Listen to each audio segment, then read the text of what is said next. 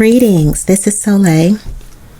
On an overcast morning, I've been listening and vibing to Pharoah Sanders' Quartet, Crescent with Love album, sitting on my silk night bloom pillow with my feet propped up on my night bloom hope chest, burning an aqua-scented Japanese incense, drinking a mug of chamomile tea, nibbling on a little bit of dark chocolate, just setting a lovely atmosphere.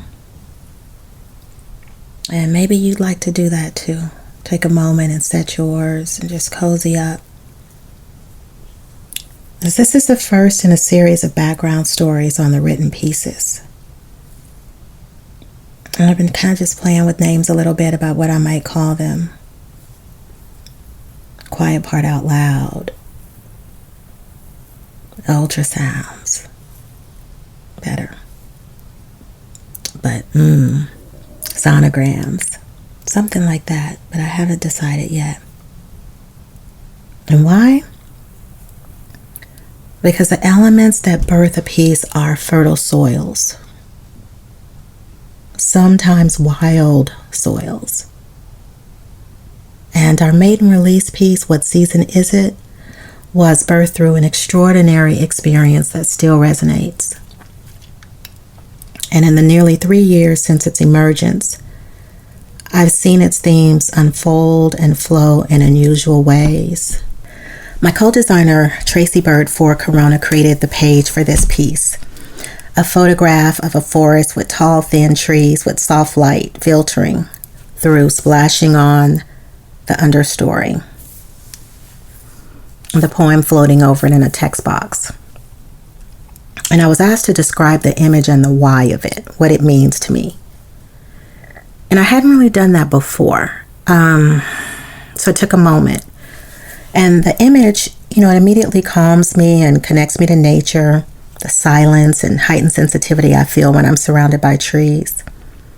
But as I contemplated, more started to come forth, and really the hidden invisible life underneath in the extensive nurturing root structure and support system, all from a seed.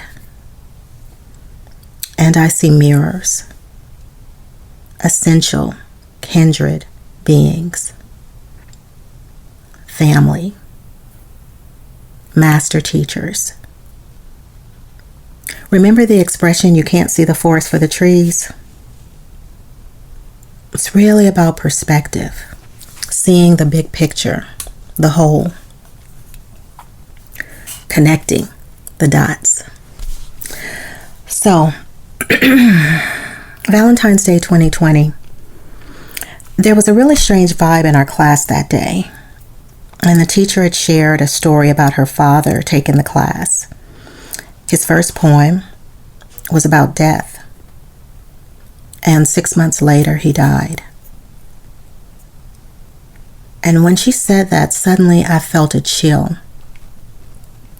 And before I could ignore it, an otherworldly atmosphere emerged from the floor, ascending above our heads and shrouded the room. And it was unmistakably the presence of death. And I remember thinking, is this what's meant by the Grim Reaper? It was super unsettling. Ever felt anything like that? I resisted the urge to squirm in my chair, and I was reminding myself, talking to myself, like, you have protection, to neutralize the fear that was creeping in. So we proceeded to the Feed the Lines written exercise, and I marveled as the words appeared on my page. Mirror glass shattering my slumber that is evergreen, and my dress rehearsing my wake under a waning snow moon, dangling like a pocket watch. And I couldn't stop the flow or control the theme, and I was slightly horrified, as I was wondering if I was writing my own death, even though it wasn't my first poem. But I was recovering from a serious illness that had held on long past the time that I thought, hoped, and prayed it'd be over. there were two groups of us creating collaborative poems from our individual free writes. And the vibe of both poems were solemn. And that kind of shamanic, mournful atmosphere remained, though it was less disturbing and more like the thick silence from beyond the veil, reminiscent of a funeral. And so I want to share just a few lines from that twin poem. I'm here. Where are you? Somewhere inside your bark, a green sapling. Love is a game we mangle. If I broke the tree, more than my branches could bear, like sticks dragging through mud, beat it down, beat it up. Sight becomes insight, harvesting the moon glow. Whose memories are these reflected everywhere? So the next day, during my morning time, I was facing my fears around death per God and envisioning how to transition peacefully at the end of my life, even what that might look like to pleasantly transition. And there was a knock at the door, and it was my mother telling me that my cousin had called and said that my maternal aunt had been diagnosed on Valentine's Day, the date I was writing this piece, with stage 4 bone cancer. And then I understood the poem, especially because the snow moon is also known as the bone moon. And I knew it wasn't only symbolic, but prophetic, and it was bigger even than her. So she fell on Christmas, December 25th on 2020, and she transitioned on New Year's Day, January 1st, 2021. And it recently struck me that the last time that I'd seen her was on a New Year's Eve and a New Year's Day years ago, and our childhood family home under just really unusual circumstances, kind of unsettling ones. So fast forward January 1st, 2022, this year, my paternal aunt transitioned. Different circumstances, but they had similar names. And I'd had a dream 3 days before about her, and I'd understood that she was leaving soon. It's really rare to have two aunts pass on the same day in successive years. Looking back, I understood it was a double exposure, but not much more than that. So fast forward again, one morning in late September, I woke up with an unction to contact the physician who devoted himself to Byron, the sound designer and musician for this project, and this physician that devoted himself to him and his mother when he developed an illness on his 7th birthday that resulted in the loss of his physical eyesight. And we had been working on Byron's story and telling it and the journey through being sighted and blinded twice, double exposures. And it felt time to interview the doctor, and so I started searching online. And there was an odd 411 call that asked me to verify the address when I was calling the region where he lived to get the number. And it got my attention because it hadn't really had that happen before. So the address that was given to me was on 19th Street. And it surprised me because I grew up on a 19th Street. And though it resonated, I just shrugged it off, just staying focused on the task at hand. And the number was out of service. And so I more internet searching, found the doctor's name again, but this time with a middle initial J and a photo. And so I verified with Byron's mother that the photo was in fact him. And I started scrolling down the page for additional contact numbers and things like that. And then I discovered the middle name, Joseph. my grandfather's name, who built the house on 19th Street, born in 1919. Double exposures. So I call the new numbers, and the first two, I didn't really get anywhere, just rang and no answer machine, nothing. And which was unusual because these were, doctor's office, clinics. And so the third number, though, there was this really beautiful jazz music playing that felt really therapeutic, so much so I found it really mesmerizing. And I kind of fell off into this sort of daydreaming state. And then I woke up out of it, snapped out of it, realizing that 7 minutes had passed, which is really unusual for me. But then it struck me, the music, and I knew I had the right number. I knew that if I called back the next day earlier that I would get assistance. And so that day was September the 22nd, right before the autumn equinox, even though I wasn't cognizant of that at the time. So I called back bright and early the next day, now into the equinox, and the helpful receptionist informed me that he had passed away on January 1st, 2022, same day as my aunt. And I just really felt the impact of that double exposure with my aunts, his connection to my grandfather. It's like, why is this occurring? What's the connection? How is this connected to both my family lines?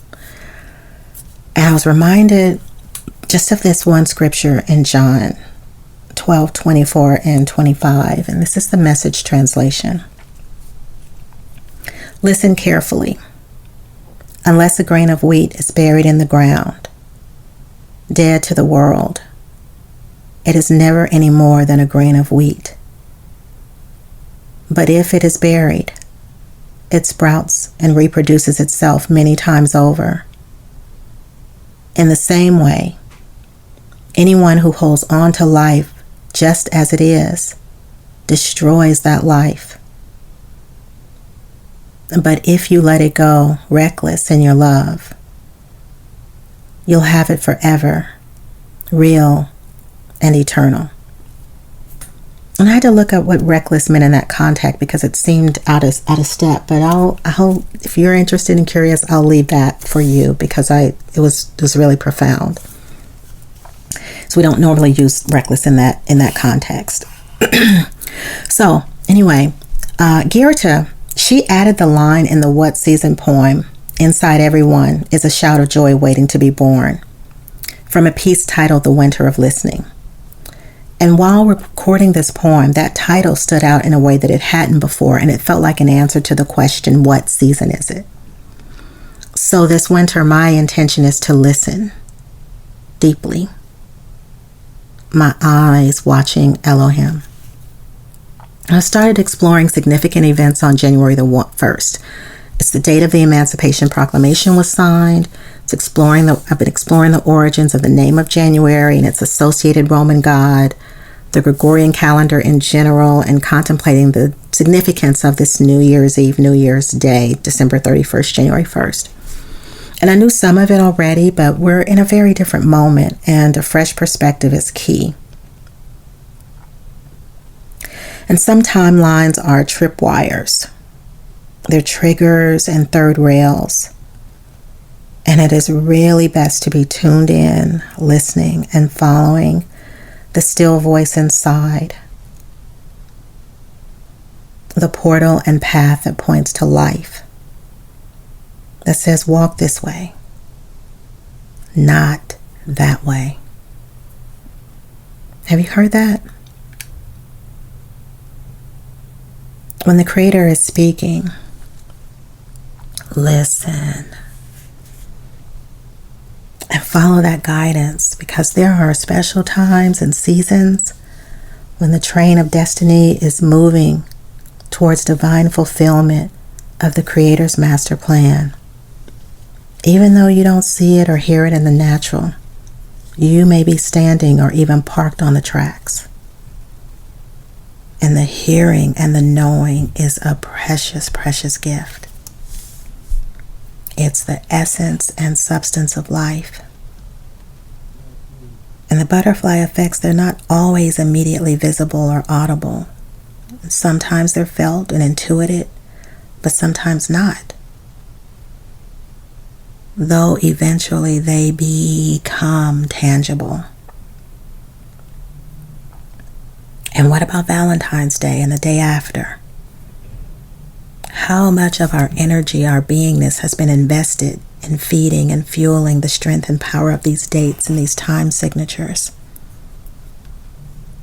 I'm in the process of releasing the last threads of my attachments to them. It feels like entanglements. It's a liberation from the conditioning. And how to detach and uproot our lives and our lineage from it to transform it.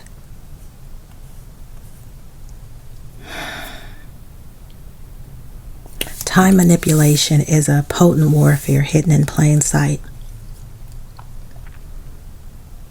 In ancient times, it was a really effective form of warfare, removing a people from their calendar, severing the connection to histories, customs, traditions, celebrations, their life rhythms. And in another piece, I'll get into that, and I'll share more about that. But it's a good time to maybe reflect and think about what collective and personal traditions are associated with the Western New Year. The emotions, the memories. It's winter time in the Northern Hemisphere. Personally, my grandfather and I, when I was a child, used to shoot the shotgun that my grandmother inherited from her father at midnight in the front yard. I'm from the South. So now, through divine guidance, I'm really resonating with the Hebrew calendar. It really nourishes me. The moon baths bathe me with night blooms, and I see a mirror. I'm working on an ancestral project, and once I finish connecting dots, seeing patterns and messages in dates, I'll be converting those to the Hebrew calendar and discover what patterns and fresh perspectives are there. Decades ago, I walked the Mayan calendar for a while, and I experienced some profound perceptual shifts on the holographic nature of this world.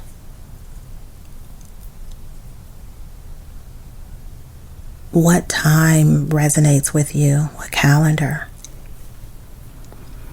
I encourage you to explore and discover and ask for divine insight, to contemplate, to journal, because it's really clear that we are in wild times.